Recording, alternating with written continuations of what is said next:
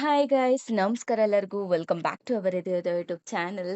ನಮ್ಮ second P U C ಹುಡುಗರು already ರಿಸಲ್ಟ್ಗೋಸ್ಕರ ತುಂಬಾನೇ ಕಾಯ್ತಿದ್ದೀರಾ. ನನಗೆ ಗೊತ್ತು. ಎವ್ಯಾಲ್ಯೂಯೇಷನ್ ಅನ್ನೋದು ಎಲ್ರಿಗೂ ತಲೆಗೆ ಓಡ್ತಿರುತ್ತೆ. ಇವಾಗ ಎವ್ಯಾಲ್ಯೂಯೇಷನ್ ಅನ್ನೋದು ಕಂಪ್ಲೀಟ್ ಆಗಿದೆಯಾ, ಆಮೇಲೆ ರಿಸಲ್ಟ್ ಯಾವಾಗ ಬರುತ್ತೆ, ಮತ್ತೆ ಅದೇ ಡೇಟಿಗೆ ಬರುತ್ತಾ ಅಥವಾ ಮುಂಚೆನೇ ಬರುತ್ತಾ ಅದಾದ್ಮೇಲೆ ಬರುತ್ತಾ ಅಂತ ತುಂಬಾ ಕ್ಯೂರಿಯಸ್ ಆಗಿದ್ದೀರಾ. ಹೌದು. ಸೊ ನಮ್ಮ ಚಾನಲ್ಗೆ ಸಬ್ಸ್ಕ್ರೈಬ್ ಮಾಡ್ಕೊಳ್ಳಿ, ಮತ್ತೆ ನಮ್ಮ ಒಂದು ವಾಟ್ಸ್ಆಪ್ ಚಾನಲ್ ಕೂಡ ಇದೆ. ಆ ಲಿಂಕ್ನು ಕೂಡ ನಾನು ಕಮೆಂಟ್ ಬಾಕ್ಸಲ್ಲಿ ಪಿನ್ ಮಾಡಿರ್ತೀನಿ. ಹೋಗಿ ಫಾಲೋ ಮಾಡ್ಕೊಳ್ಳಿ ಅಂತ ಹೇಳ್ತಾ ಬನ್ನಿ ಗೈಸ್ ಸ್ಟಾರ್ಟ್ ಮಾಡೋಣ.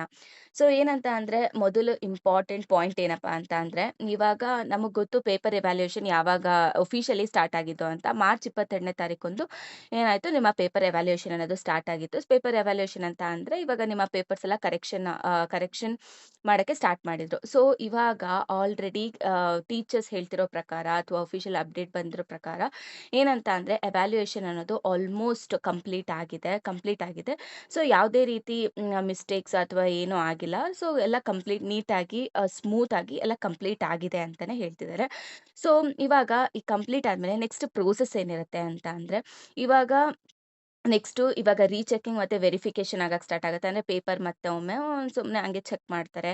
ಆಮೇಲೆ ಡೇಟಾ ಪ್ರಿಪೇರ್ ಮಾಡ್ತಾರೆ. ಇವಾಗ ಇದಾದ್ಮೇಲೆ ಯಾವ ಜಿಲ್ಲೆಯಲ್ಲಿ ಜಾಸ್ತಿ ಪಾಸಿಂಗ್ ಪರ್ಸೆಂಟೇಜ್ ಇರೋದು, ಆಮೇಲೆ boys versus girls, boys passing percentage ಎಷ್ಟು, ಗರ್ಲ್ಸ್ ಪಾಸಿಂಗ್ ಪರ್ಸೆಂಟೇಜ್ ಎಷ್ಟು ಅನ್ನೋದೆಲ್ಲ ಕ್ಯಾಲ್ಕುಲೇಟ್ ಮಾಡ್ತಾರೆ. ಒಂದು ಡಾಕ್ಯುಮೆಂಟ್ ಅಥವಾ ಒಂದು ರಿಪೋರ್ಟ್‌ನ ಪ್ರಿಪೇರ್ ಮಾಡ್ತಾರೆ.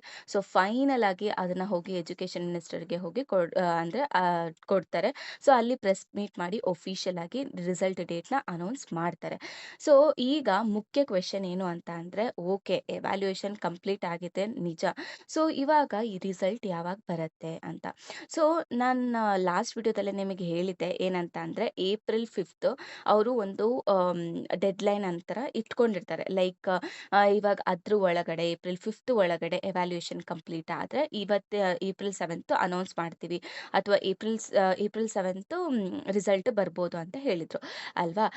ಅವ್ರ ಎಕ್ಸ್ಪೆಕ್ಟೇಷನ್ಸ್‌ಗಿಂತಾನೇ ಮುಂಚೆನೆ ಎವ್ಯಾಲ್ಯೂಯೇಷನ್ ಕಂಪ್ಲೀಟ್ ಆಗಿರೋದ್ರಿಂದ ನಿಮ್ಮ ರಿಸಲ್ಟು ಬೇಗ ಬರುವಂಥ ಚಾನ್ಸಸ್ ಇದೆ. ಅಂದ್ರೆ ಏಪ್ರಿಲ್ 7 ಒಳಗಡೆನೆ ಬರುವಂಥ ಚಾನ್ಸಸ್ ಇದೆ.